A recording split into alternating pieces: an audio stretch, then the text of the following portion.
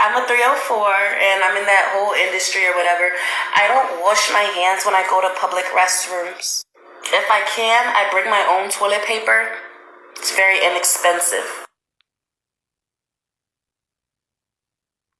Hey, I'm a 304 and I'm in that whole industry or whatever. I don't wash my hands when I go to public restrooms. If I can, I bring my own toilet paper.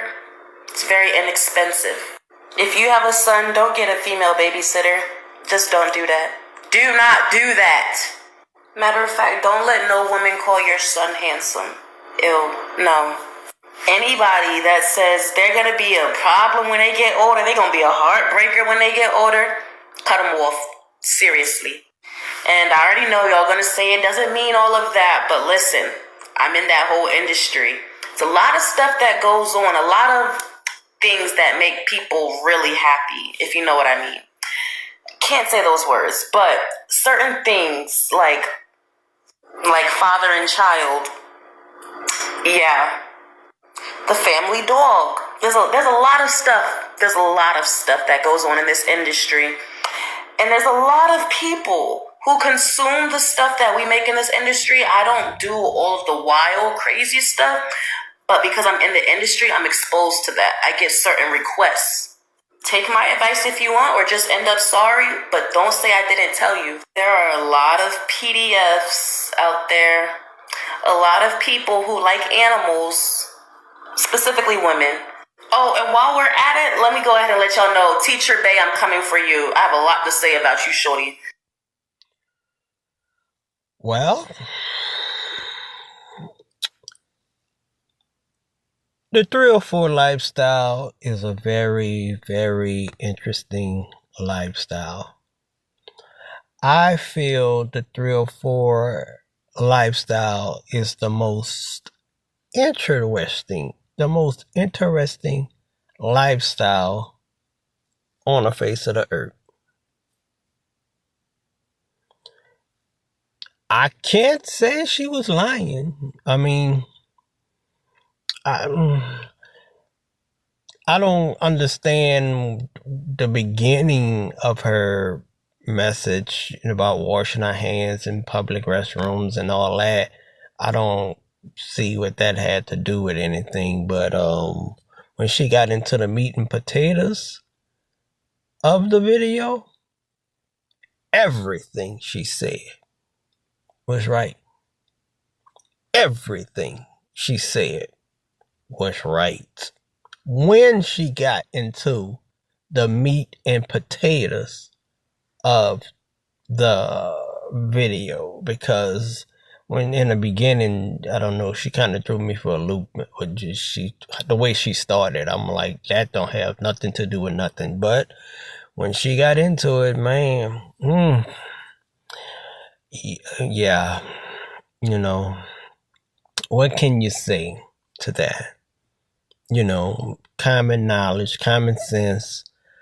Watch your kids, meaning that watch who babysit your kids, man. A lot of stuff happens if they're not in the right care. I mean, some people, like, if it's not like a family member, like blood, some people don't let people watch or babysit their kids. And sometimes things happen when it's family members and blood. I mean, so she's right about that, about the lifestyle, how there are some weird kinks and fetishes out there. That's true for sure. And it's people think it's just the clients or the tricks with these fetishes. No, let me tell you, these women have these kinks and these fetishes as well. That's why most of them offer the services. It's not just because you get paid more for kinks and fetishes. They are into it as well. So she said it. She's in the industry. Don't let the 304s think that it's just, don't let the 304s fool you into thinking that it's just the men or the tricks or the clients into these fetishes, and that's just a service that they provided.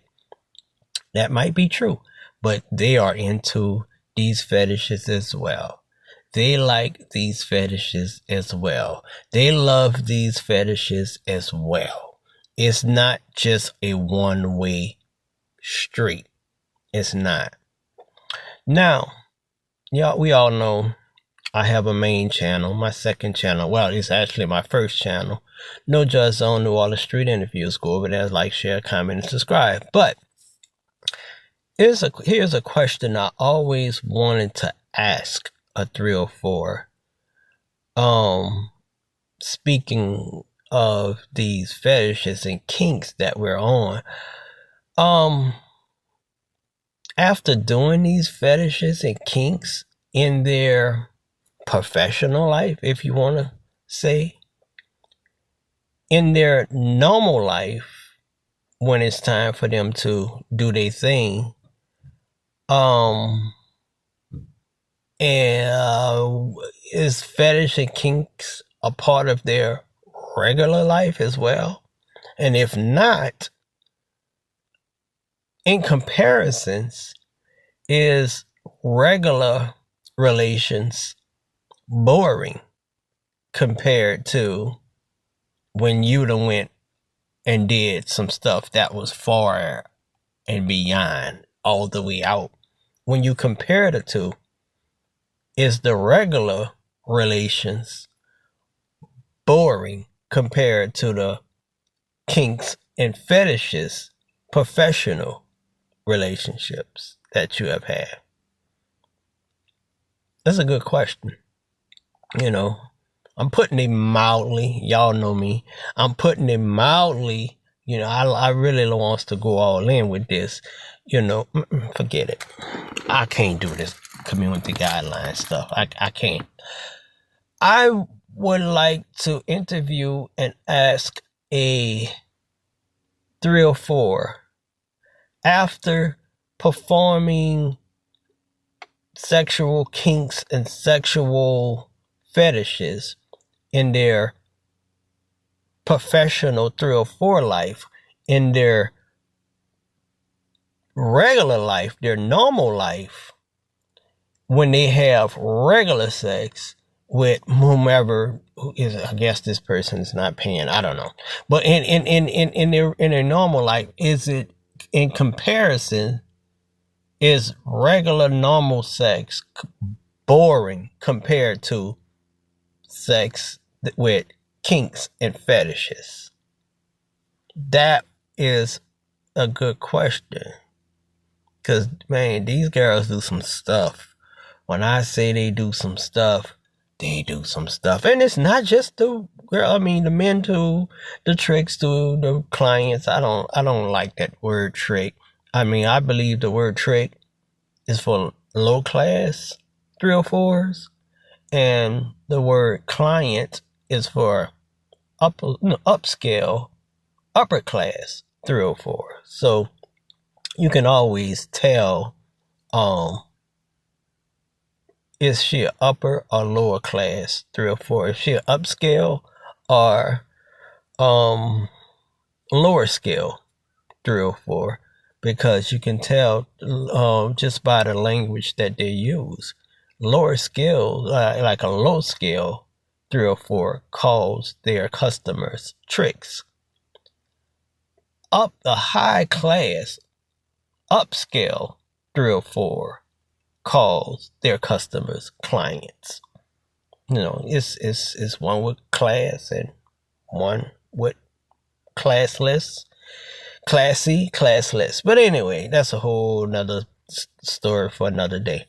But yeah, animals. She mentioned all that. Yeah, some stuff goes on in this 304 lifestyle that y'all would not believe.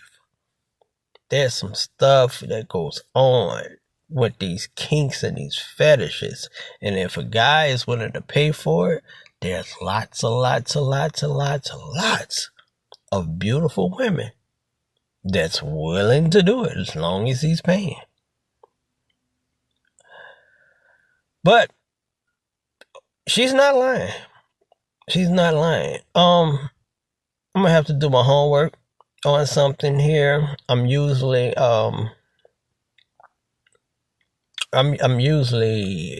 very knowledgeable when it comes to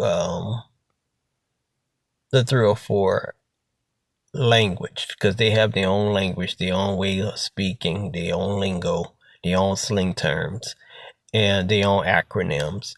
And I'm not sure what PDF stands for, but I will do my homework and put it down in the comments. If y'all know before I do, if y'all find out before I do, get down in those comments and tell me, what does PDF stands for? This is 304 Sweet Daddy. Here's another one. As I get deeper and deeper into my channel, it gets crazy. It gets crazy, y'all. I'm just getting started. I'm giving y'all the softball stuff right now. Wait till I give y'all the hardball stuff. Woo! But until then, make sure you like to this channel. Make sure you like on this video. Make sure you subscribe to this channel. Subscribe to my other channel as well, No Judge on New Orleans Street Interview, hosted by me, yours truly, 304 Sweet Daddy. And guess what? I'm gone like water. Wow.